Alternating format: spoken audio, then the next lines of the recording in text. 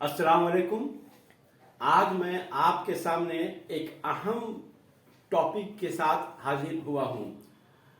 आप जानते हैं कि मुसलसल एक महीना से हमास और इसराइल के दरमियान जंग हो रही है। तो इसी सिलसिले में बहुत सारे सवालात उठ रहे हैं। तो उन्हीं सवालों में एक सवाल ये है कि फ़लस्तीन का हकीकी वारिस कौन है। यानी अंग्रेजी में अगर इसका ये क्वेश्चन बनेगा तो होगा कि who owns the land of Palestine, juice और पैलेस्टीनियन अरब। तो ये एक मेजर इशू है। तो हम चाहते हैं कि इसी सवाल को या इस इशू के ऊपर जो है बात की जाए और इसको थोड़ा सा एनालाइज किया जाए। फ़लस्तीन इसराइल जंग के हवाले से अब ये सवाल उठने लगा है कि सरजमीन फ़लस्तीन पर किसका हक है, यहूदियों का या फ़लस्तीनियों का। लेकिन इस सवाल का जवाब ढूंढने से पहले एक और सवाल ये पैदा होता है कि ज़मीन की मिल्कियत कैसे हासिल होती है। एक ज़मीन है, उसका मालिक कैसे लोग बनते हैं। तो अगर हम कदीम दौर में चले जाएं तो वहाँ हम देखते हैं कि ज़मीन की मिल्कियत हासिल होने का तरीका कुछ और था, और दौर हाजिर में ज़मीन की मिल्कियत का तरीका कुछ और है। इसी को हम लोग देख लेते हैं। कदीम ज़माने से लेकर पहली आलमी जंग तक, माने फर्स्ट वर्ल्ड वॉर तक, एंशिएंट टाइम से लेकर फर्स्ट वर्ल्ड वॉर तक, ज़मीन की मिल्कियत फतह के जरिए हासिल होती थी। यानी जब कोई कौम किसी अर्ज खित्ता पर हमलावरी करके उसे फतह कर लेता तो वह कौम खुद उस खित्ते का मालिक हो जाता था। इतना ही नहीं, उस फातेह कौम को उस ज़मीन से मुतल्लिक़ तसर्रुफ़ करने का इख्तियार भी हासिल होता था। लेकिन किसी कौम के लिए ज़मीन की मिल्कियत मुस्तकिल नहीं होती थी। ये कोई परमानेंट ओनरशिप नहीं था किसी भी कौम के लिए। उसकी वजह यह है कि जब कोई दूसरी कौम पहली कौम को शिकस्त देने में कामयाब हो जाती तो ज़मीन की मिल्कियत फातेह कौम की हो जाती और मफ्तूह कौम को ज़मीन की मिल्कियत से दस्तबरदार होना पड़ता था। यही दस्तूर था, यही रिवाज था। कहने मतलब है कि कदीम ज़माने में कोई कौम किसी ज़मीन को जीत चुकी है, जीत कर उसके मालिक बन रही है, लेकिन बाद में कोई और दूसरी कौम उस कौम के ऊपर हमलावर हो गई, उसको शिकस्त दे दी और उस ज़मीन को फतह कर लिया। तो अब जो दूसरी कौम थी अब वो मालिक हो गई, और जो कौम जो पहले मालिक थी अब वो दूसरी कौम के हाथ जो शिकस्त खा गई तो उसके हाथ से ज़मीन की मिल्कियत खत्म हो गई।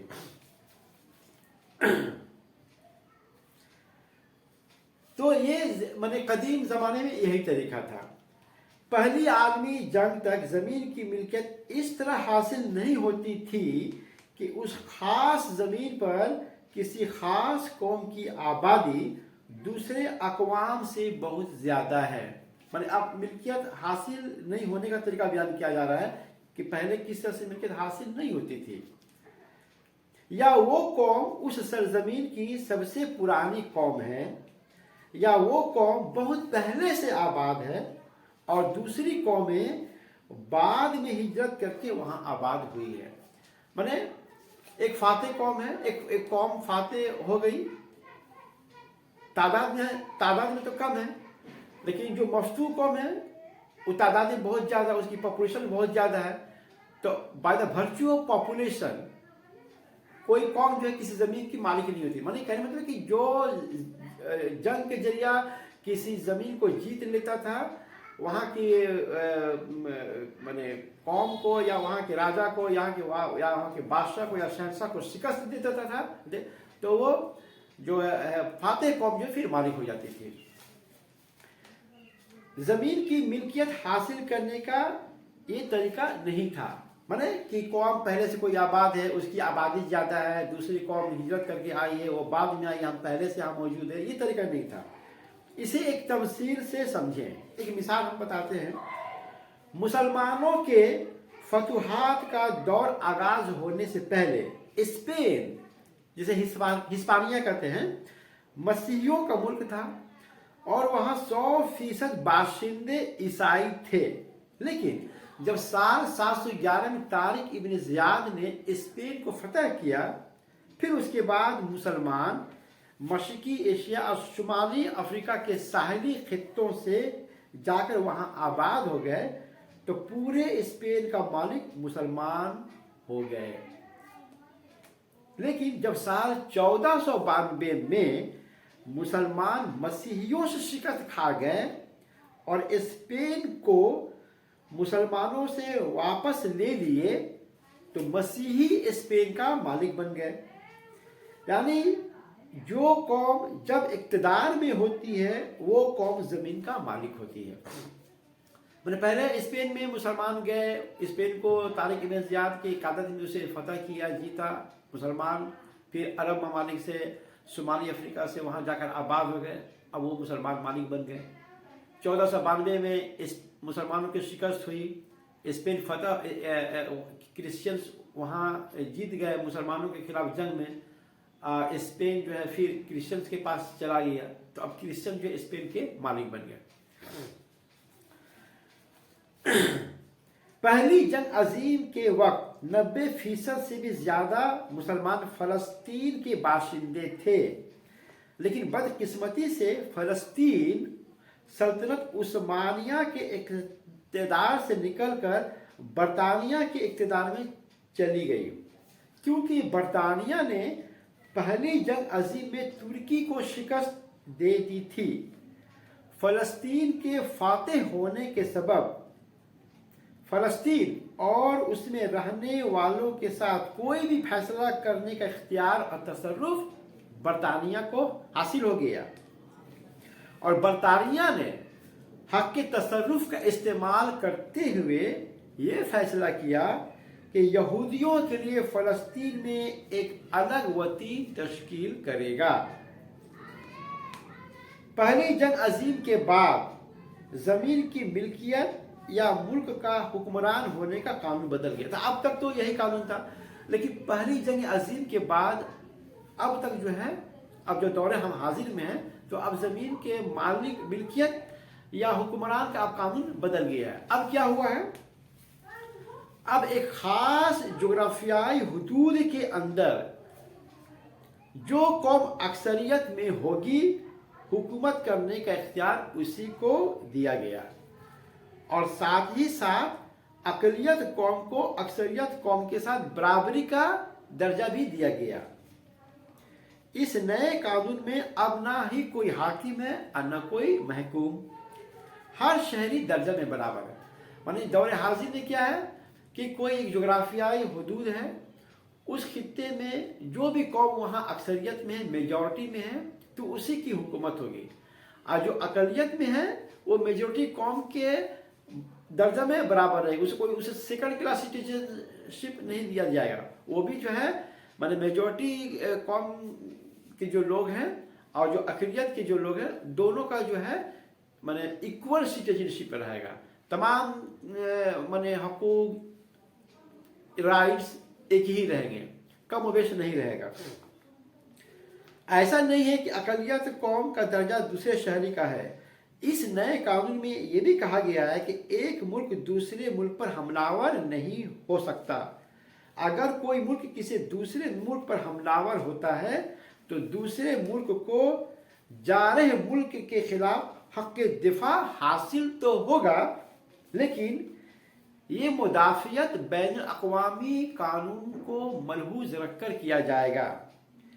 मुदाफ़ियत का बहाना बनाकर, माने राइट टू डिफेंस का बहाना बनाकर कोई भी मुल्क کہ شہری علاقوں، ہسپتال، تعلیمی اداروں اور مذہبی عبادت گاہوں، ریفیوجی کیمپ پر بمباری نہیں کر سکتا۔ جوابی کارروائی میں مجروح ملک کو یہ حق حاصل نہیں ہوگا کہ وہ جارے ملک کے علاقوں پر قابض ہو جائے۔ اس جدید قانون کے مطابق جتنے بھی ممالک وجود پذیر ہوئے ہیں وہ سبھی جو ہے قومی ریاست کہلاتے ہیں، نیشن اسٹیٹس کہلاتے ہیں۔ اس نئے قانون کے رو سے تمام مسلم ممالک کی ایک ہی کوشش ہونی چاہیے کہ اسرائیل پر دباؤ ڈالا جائے۔ اقوام متحدہ سے بار بار اپیل کی جائے کہ فلسطین کو ایک آزاد خود مختار ریاست بنا دیا جائے اور اسرائیل مقبوضہ خطوں سے باہر نکل کر اپنے پرانے جغرافیائی حدود کے اندر واپس چلا جائے، جس طرح سے ایک گھونگا جو اسنیل جو ہے اس کو ٹچ کرنے سے وہ اپنے شیل کے اندر میں واپس چلا جاتا ہے۔ زمین کی ملکیت اور حکمرانی کے اس قدیم اور جدید قوانین کی روشنی میں اب ہم دونوں طرح کے قانون جان گئے، قدیم قانون کیا تھا اور جدید قانون کیا ہے۔ تو اب جب اس کو ہم جان گئے تو اب یہ بحث اور استدلال بے معنی ہو کر رہ جاتی ہے کہ 1948 تک فلسطین میں مسلمانوں کی تعداد دوسری اقوام سے بہت زیادہ تھی، اس لیے مسلمانوں کا فلسطین پر زیادہ استحقاق ہے، یا یہودی مختلف ممالک سے مظلوم ہو کر ہجرت کر کے فلسطین میں آئے تھے، یا برطانیہ نے سازش کر کے یہودیوں کو فلسطین میں آباد کر دیا، اس لیے یہودیوں کا فلسطین پر کوئی استحقاق نہیں ہے، یا قدیم عہد نامہ کے وقت اولڈ ٹیسٹمنٹ ٹائمز میں فلسطین کے اصل باشندے کنعانی تھے، کینانائٹس تھے، اور کنعانی اصل عرب تھے، اس لیے فلسطین پر عرب مسلمانوں کا ہی حق ہے، یا یہودیوں کے جد امجد اینسسٹر ابراہیم علیہ السلام عراق سے ہجرت کر کے فلسطین میں آئے تھے اور اس کے بعد ان کی اولاد جو یہودی کہلاتے ہیں یہاں آباد ہو گئے وغیرہ وغیرہ۔ مطلب یہ جو باتیں کہی جاتی ہیں تو اس قدیم قانون اور جدید قانون کے روشنی میں اب ان باتوں کا کوئی میننگ نہیں رہ جاتا ہے۔ قدیم زمانے میں جو قوم برسر اقتدار ہوتی ہے، پیپل ان پاور، اسی قوم کے لوگ کسی ملک کا حکمران ہوتے، لیکن جدید دور میں اکثریت والی قوم ایک خاص جغرافیائی حدود کے خطے میں حکومت کرنے کا جو ہے حق حاصل کر لیتا ہے۔ اچھا، بعض حضرات تعصب کی بنا پر تورات کے جو ٹورا یا جو جو اولڈ ٹیسٹمنٹ ہے اس کے کچھ عبارتوں کو غلط تشریح کر کے یہ تصور دینا چاہتے ہیں کہ کتاب پیدائش میں جو پرومسڈ لینڈ کا جو ذکر ہے ارض موعود کا، تو اس پر جو ہے مسلمانوں کا بھی جو ہے حق ہے، یہ تصور دیا جاتا ہے، جس کے بارے میں یہ کہا گیا پرومس لینڈ کے بارے میں کہا گیا کہ اللہ تعالیٰ اس سرزمین کو ابراہیم علیہ السلام کے نسل کو عطا کرے گا۔ اللہ تعالیٰ نے کہا تھا کہ ابراہیم علیہ السلام سے وعدہ کیا اولڈ ٹیسٹمنٹ میں ہے کہ ہم تم کو یہ زمین تمہارے آف اسپرنگس کو ہم دیں گے۔ تو اب چونکہ آف اسپرنگس کا لفظ آیا ہے، اب آف اسپرنگس میں ابراہیم علیہ السلام کے بیٹے اسماعیل علیہ السلام کی بھی اولاد ہے اور ان کے ایک اور بیٹے اسحاق علیہ السلام کی اولاد ہے، تو اس لیے بعض لوگ یہ کہتے ہیں کہ مسلمان عربوں کا بھی جو ہے فلسطین پر حق ہے، لیکن کتاب پیدائش میں اور بھی بہت سارے عبارتیں ہیں، اس کو جب آپ تدبر اور غور سے اگر آپ اس کو جب پڑھیں گے تو اس سے یہ پورے واضح ہو جاتا ہے کہ اللہ تعالیٰ نے ابراہیم علیہ السلام سے جو ارض موعود کا پرومس لینڈ کا جو ذکر کیا ہے اس سے مراد اسحاق علیہ السلام کی اولاد ہے، اس میں ابراہیم علیہ السلام کے بیٹے اسماعیل علیہ السلام کا اولاد اس سے مراد نہیں ہے۔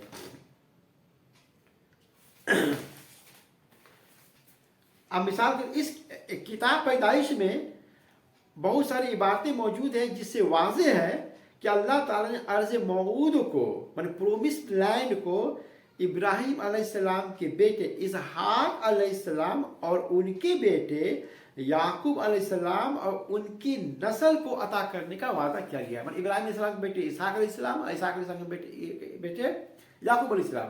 तो याकूब अलैहिस्सलाम के जो फिर 12 जो बेटे थे और उनसे जो नस्लें चली है उनको जो है देने का वादा किया गया है अर्ज़ मऊद को, माने प्रॉमिस्ड लैंड को।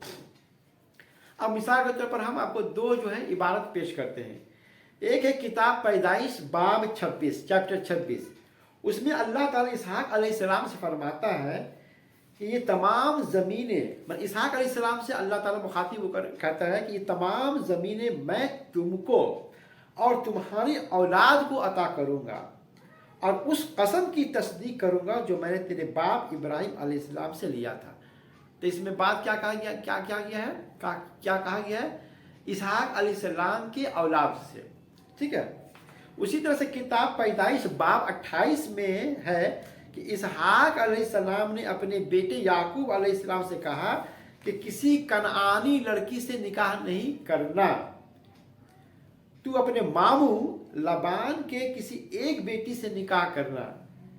फिर इसहाक अलैहिस्सलाम ने दुआ की कि अल्लाह ताला तुझे मैंने याकूब अलैहिस्सलाम के हक में दुआ की कि अल्लाह ताला तुझे और तेरी औलाद को ये ज़मीन तेरे कब्ज़े में दे जहाँ आज तू गैर मुल्की की हैसियत से है, वो ज़मीन जिसे अल्लाह ताला ने इब्राहिम अलैहिस्सलाम को अता किया।